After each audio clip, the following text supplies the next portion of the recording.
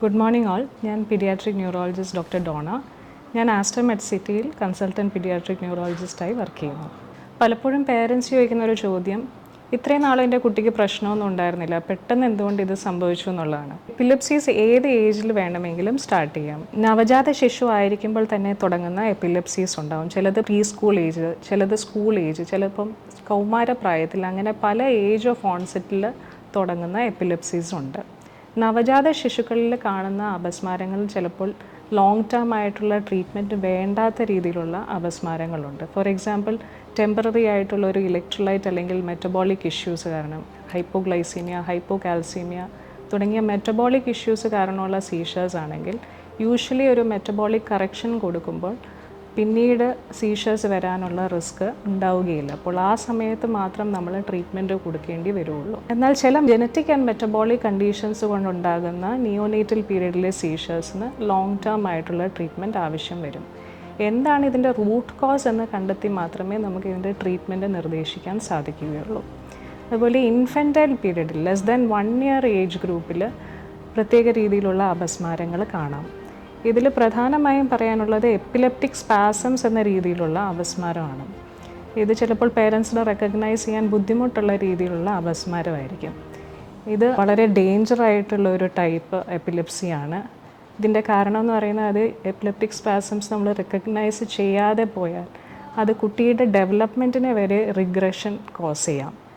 Acquired ആയിട്ടുള്ള mile stones പോയി ഒന്നുമില്ലാതാവുന്ന അവസ്ഥ വരെ നമ്മൾ കാണാറുണ്ട്.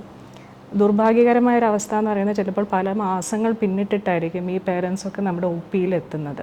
അപ്പോഴത്തേക്കും നമുക്കൊന്നും ചെയ്യാൻ പറ്റാത്തൊരു സ്ഥിതി ആയിട്ടുണ്ടാവും. അപ്പോൾ എത്രയും പെട്ടെന്ന് ഇത് റെക്കഗ്നൈസ് ചെയ്ത് ഇത് സ്പാസംസ് ആണ് അല്ലെങ്കിൽ സീഷേഴ്സ് ആണെന്ന് മനസ്സിലാക്കി നമ്മുടെ അടുത്ത് കൊണ്ടുവരേണ്ടത് അത്യാവശ്യമാണ്. ഇത് സാധാരണ ഞാൻ പറഞ്ഞ പോലെ വെട്ടിവിറയിൽ ഉണ്ടാകുന്ന ഒരു രീതിയിലുള്ള അപസ്മാരം ആയിരിക്കണം എന്നില്ല.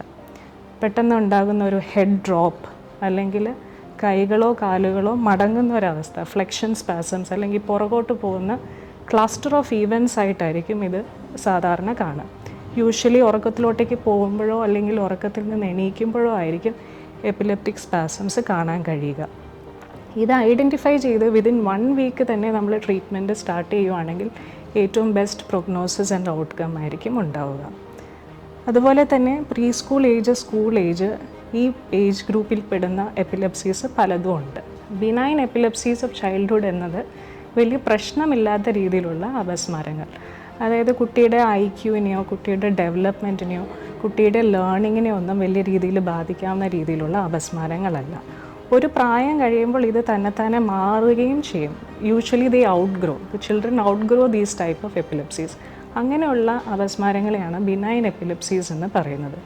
അതുപോലെ ചൈൽഡ്ഹുഡ് ഏജിൽ നമ്മൾ കോമൺ ആയിട്ട് കാണുന്ന വേറൊരു അപസ്മാരമാണ് ആബ്സെൻസ് എപ്പിലെപ്സി, ആബ്സെൻസ് സീഷേഴ്സ്.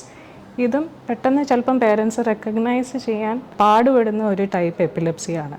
ചിലപ്പോൾ കുറേ മാസങ്ങളോ ചിലപ്പം കുറേ വർഷങ്ങളോ കഴിഞ്ഞിട്ടായിരിക്കും ഇത് ഒരു അപസ്മാരമായിരുന്നു എന്ന് മനസ്സിലാക്കുന്നത്. ഇതിൻ്റെ സിംറ്റം എന്ന് പറയുന്നത്, ഞാൻ പറഞ്ഞ പോലെ ഒരു വെട്ടിവിറയലോ അങ്ങനെയുള്ള ഒരു ലക്ഷണമായിരിക്കണമെന്നില്ല. കുറച്ച് സെക്കൻഡ്സ്, ചിലപ്പം 5 സെക്കൻഡ്സ് ആയിരിക്കാം, 10 സെക്കൻഡ്സ് ആയിരിക്കാം. യൂഷ്വലി അതിൻ്റെ ഡ്യൂറേഷൻ എന്ന് പറയുന്നത് 10 സെക്കൻഡ്സ് ആയിരിക്കും. 10 സെക്കൻഡ്സ് മാത്രം നിൽക്കുന്ന സ്റ്റെയറിങ് എപ്പിസോഡ്സ് ആയിരിക്കും ഇതിൻ്റെ ഒരു ലക്ഷണം എന്ന് പറയുന്നത്. ഇത് ട്രീറ്റ് ചെയ്തില്ല എന്നുണ്ടെങ്കിൽ ഇതിൻ്റെ ഫ്രീക്വൻസി കൂടി ചിലപ്പം 100 തവണ വരെ ഒരു ദിവസം ഉണ്ടാകുന്ന സ്ഥിതി വരെ വരാം. അങ്ങനെ കൂടുന്ന ഒരവസ്ഥ ഉണ്ടെങ്കിൽ മാത്രമേ യൂഷ്വലി ചിലപ്പം പേരൻസ് ഇത് റെക്കഗ്നൈസ് ചെയ്ത് നമ്മുടെ അടുത്ത് കൊണ്ടുവരികയുള്ളൂ.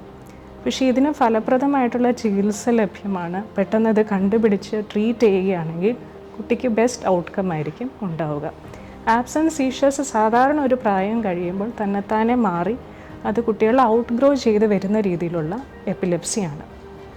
കൗമാരപ്രായത്തിൽ തുടങ്ങുന്ന രീതിയിലുള്ള എപ്പിലെപ്സീസിനെയാണ് ജുവനൈൽ എപ്പിലെപ്സീസ് എന്ന് പറയുന്നത്. ഇതിൻ്റെ ഒരു മേജർ ഗ്രൂപ്പ് എന്ന് പറയുന്നത് ജുവനൈൽ മയോക്ലോണിക് എപ്പിലെപ്സി എന്ന് പറയും. ഇതും നമുക്ക് ശരിയായിട്ടുള്ള പരിശോധനയിലൂടെയും EEG എന്ന് പറയുന്ന ടെസ്റ്റിങ്ങിലൂടെയുമാണ് മനസ്സിലാക്കാൻ സാധിക്കുക. എല്ലാ അപസ്മാര രോഗങ്ങളും നമ്മൾ കണ്ടുപിടിക്കുന്നത് EEG എന്ന പ്രൊസീജിയറിൽ കൂടിയാണ്. ഇലക്ട്രോ എൻകെഫലോഗ്രാം എന്ന് പറയും. ഇതിനകത്ത് ചിലപ്പം ശരിയായിട്ടുള്ള അപസ്മാരം തന്നെ ആവണമെന്നില്ല. ചില മൂമെൻറ്റ്സ് അപസ്മാരം പോലെ തോന്നിക്കുന്നതും എന്നാൽ അപസ്മാരമല്ലാത്തതുമായിട്ടുള്ള സീഷർ മിമിക് ഡിസോർഡേഴ്സും ഉണ്ടാവും. ഇത് രണ്ടും തമ്മിൽ വേർതിരിച്ചറിയാൻ പറ്റണമെന്നുണ്ടെങ്കിൽ നമുക്കതിന് വീഡിയോ EEG അല്ലെങ്കിൽ വീഡിയോ ഇലക്ട്രോ എൻകെഫലോഗ്രാം എന്ന പ്രൊസീജിയറിലൂടെയാണ് ചെയ്യാൻ സാധിക്കുക.